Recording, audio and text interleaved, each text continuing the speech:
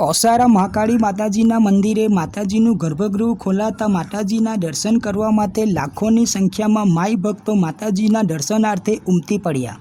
વર્ષમાં એક જ વખત ખોલવામાં આવે છે ઓસારા મહાકાળી માતાજીના મંદિરનું ગર્ભગૃહ, જેના દર્શન કરવા માટે ભરૂચ જ નહીં પણ સમગ્ર ગુજરાતમાંથી માઈ ભક્તો ખૂબ જ મોટી સંખ્યામાં માતાજીના ગર્ભગૃહના દર્શન કરવા માટે ઉમટી પડતા હોય છે।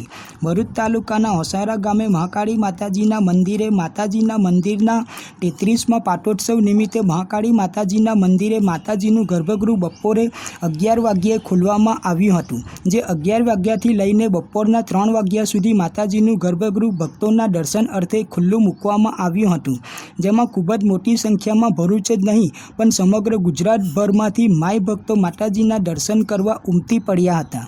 લાખોની સંખ્યામાં માઈ ભક્તો માતાજીના દર્શન કરવા આવતા નજરે પડ્યા હતા, જ્યારે માતાજીના મંદિરે સેવાભાવી સંસ્થાઓ દ્વારા માઈ ભક્તોને ઠંડા શરબત, છાશ સહિતની પ્રસાદીનું પણ વિતરણ કરવામાં આવ્યું હતું। ત્યારે આજે લાખોની સંખ્યામાં માતાજીના મંદિરે આવતા ભક્તોને લઈ પોલીસ તંત્ર દ્વારા પણ જાડેશ્વરથી આવતો રોડ વન વે કરવામાં આવ્યો હતો। વન વે કરેલ વાહનો ઓસારાથી નબીપુર તથા ઓસારાથી નિકોરા સહિતના માર્ગો પરથી વાહનોનું ડાયવર્ઝન કરવામાં આવ્યું હતું।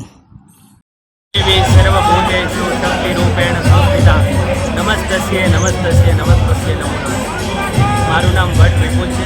હું જાડેશ્વર ભરૂચથી આવું છું। અહીંયા ઓસારા ગામે શ્રી મહાકાળી માનું જે ગર્ભગૃહ છે તેના દર્શન સવારથી ચાલી રહ્યા છે અને ખૂબ જ મોટી સંખ્યામાં ભાવિક ભક્તો આમાં જોડાણા છે। આપ જોઈ રહ્યા છો સવારથી અત્યાર સુધી ભીડ જામેલી છે અને ઘણા બધા લોકો આ ભક્તિ માર્ગમાં અને માતાજીના દર્શન કરવા માટે ખૂબ જ આતુરતાથી રાહ જોઈ રહ્યા છે। વાત કરું છું ઓસારા મંદિર આજે મહાકાળી માતાનો 33મો પાટોત્સવ છે, તો એના માટે ઘણા દૂરથી ભાવિક ભક્તો આવ્યા છે અને સવારે 6 વાગ્યાથી લગભગ લાઇનમાં ઊભેલા છે।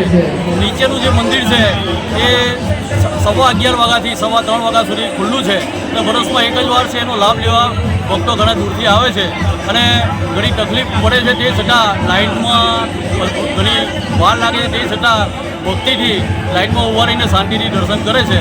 અને ઉપરનું જે મંદિર છે માતાજીનું દર મંગળવારે ખુલે છે, એ પણ આજે સાંજે 7 વાગ્યા સુધી ખુલ્લું રહે છે, સૂર્યોદયથી સૂર્યાસ્ત સુધી ખુલ્લું રહે છે। એના દર્શન કરવા માટે ભક્તો આવે છે।